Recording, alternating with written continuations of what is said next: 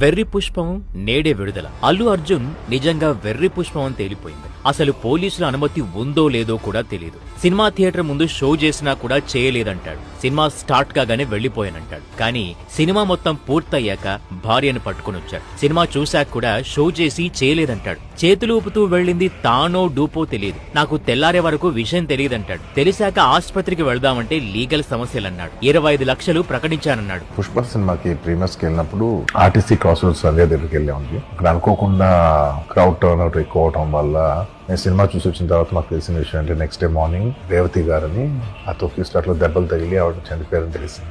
మా తరపు నుంచి I'd like to donate an amount of ₹25 lakhs. కానీ ఒక్క రూపాయి కూడా చిన్నారి తండ్రికి ఇవ్వలేదు. నా కొడుకు రోజు ఏడుస్తున్నాడని తండ్రి అల్లు అరవింద్ మొసలి కన్నీరు కారుస్తాడు. లాస్ట్ 2 weeks గా ఈ గార్డెన్ లో మూల కూర్చొని ఉంటున్నారు. నేను ఒకసారి ఈ